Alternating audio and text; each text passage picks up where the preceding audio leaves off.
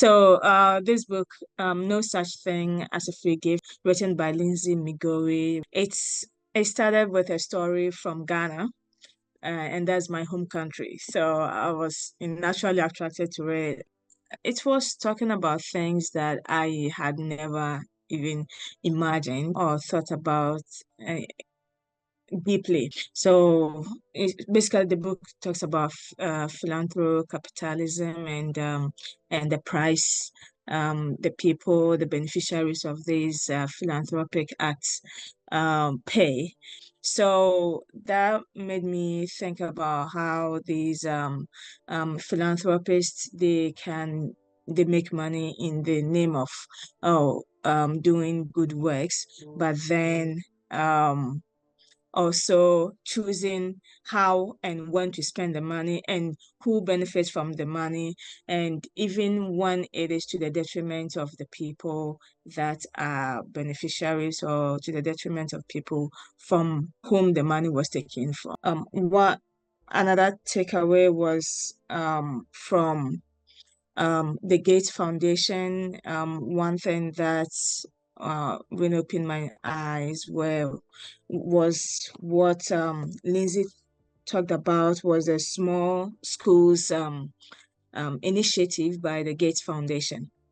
And from this initiative, the Gates Foundation invested a lot of money from 2000 to 2008 into about 2,600 small schools in the US, making a huge impact on the public education and also the policies.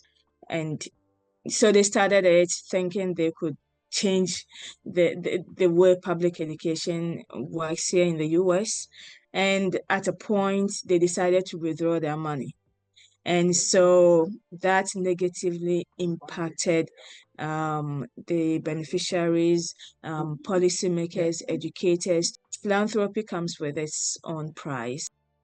So I am the community outreach coordinator for a nonprofit here in Madison called the African Center for Community Development.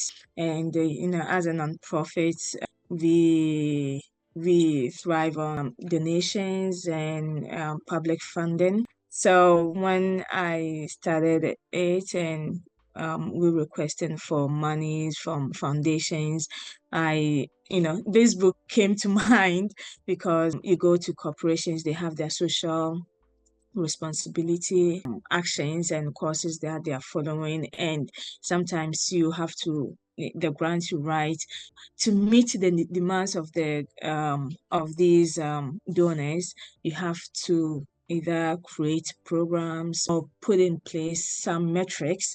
And so with that, I was like, okay, are we really working to impact the lives of the people as the nonprofit we see, and as we want to meet our goals and the missions of our organization, or is the third sector working on the whims of the donors? At the end of the day, we will recognize that they give the money and people will publicize what they do, and it's also sort of gives some credibility to their work.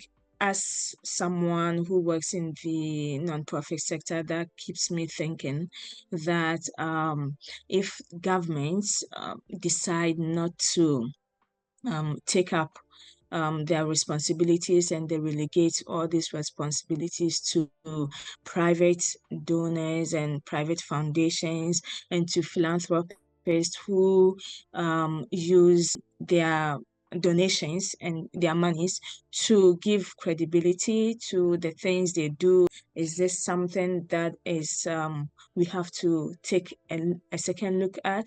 We have to criticize, and should there be any policies that would be able to mitigate certain things that they do? And Lindsay is right, there is no free gifts, especially from philanthropists.